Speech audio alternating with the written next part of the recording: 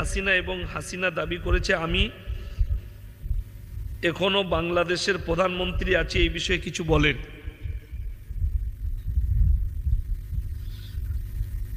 পায়খানা জানেন? পায়খানা জানেন না? আচ্ছা, পায়খানাটা ওপর দিকটা শুকিয়ে গেলে পাক হবে? কথা বলে না? পায়খানার দু পিঠটাই সমান না সমান লয়? তো পায়খানার দু পিঠটাই সমান, তো ওখানে ডোনাল্ড ট্রাম্প বসুক আর আপনার বাইডেন বসুক, আর যেই বসবে গুয়ের দু পিঠটাই সমান, সবগুলোই না পা, ভালো একটাও নাই।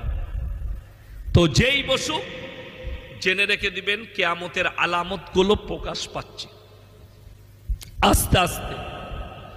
আমেরিকা খুব তাড়াতাড়ি ক্ষমতাচ্যুত হবে, রাশিয়া এবং চায়না উঠে পড়ে লেগেছে নিজেদের হাতে ক্ষমতা লিবার পৃথিবীর।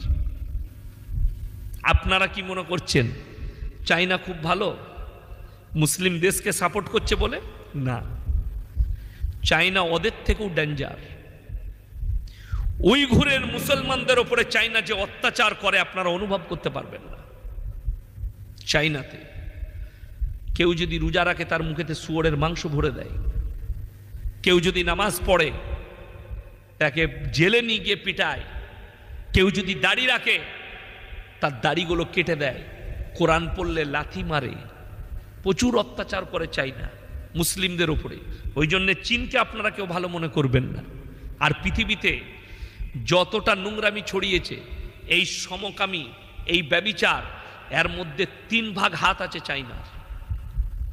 সব থেকে বেশি দেহ ব্যবসায়ী হচ্ছে নেপাল, চায়না, উত্তর কোরিয়া, দক্ষিণ কোরিয়ার মেয়েরা, এরা সব থেকে বেশি দেহ ব্যবসা করে। আর হাসিনা যে স্বপ্ন দেখছে, ওর স্বপ্নই দেখা হবে। আপনি ভারতে আছেন, ভারতেই থাকুন, ভালো আছেন। বাংলাদেশে গেলে আপনার জন্য আয়নাঘর রেডি রেখেছে। বা পৃথিবীতে মুসলিমদের কখন বিজয় আসবে এই নিয়ে কিছু বলুন। আজ যুদ্ধর ঝুঁকিতে পড়ে গেছে, আর এই চিঙ্গেরিটা শুধু গাজা আর ফিলিস্তিনে থাকবে না, শুধু ইরান আর ইরাক আর লেবাননে থাকবে না, গোটা পৃথিবীতে ছড়াবে। রসুল সাল্লাল্লাহু আলাইহি সাল্লামের হাদিস শুনে যান, খোরাসান থেকে একটা দল বের হবে। খোরাসান শব্দ হাদিসে যেটা এসছে ওটা হচ্ছে উঁচু নিচু পাহাড় পর্বত জায়গা, এবং তাদের কাছে অত্যাধুনিক অস্ত্র থাকবে, মারাত্মক অস্ত্র, আর তাদের সামনে পৃথিবীর আর কোনো শক্তি দাঁড়াতে পারবে না। ইশারাটা কোন দিকে যাচ্ছে দেখে নেন।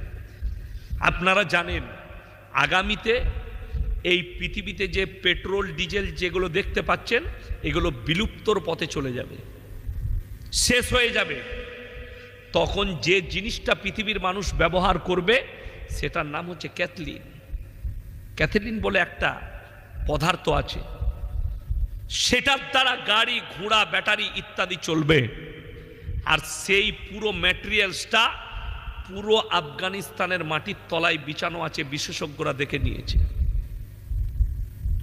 আগামীতে তারা সম্পদশালী দেশ হবে।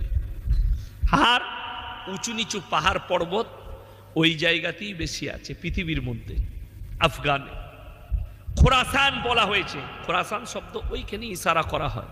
নবীজি বললেন তাদের দল বের হবে, তারা যখন যুদ্ধ করতে শুরু করবে পৃথিবীর আর কোনো শক্তি তাদের সামনে দাঁড়াবে না, তারা ইসলামের ঝান্ডাটা আল আকসায় গাড়বে।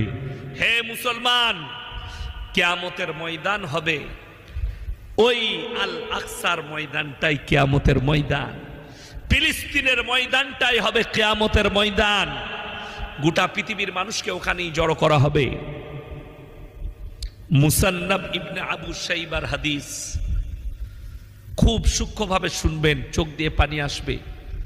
নবীজি বললেন, হে আমার সাহাবীরা, গোটা পৃথিবীর যত মসজিদ আছে এগুলোতে মুসল্লিতে ভরে যাবে, জোরে বলুন সুবহানাল্লাহ।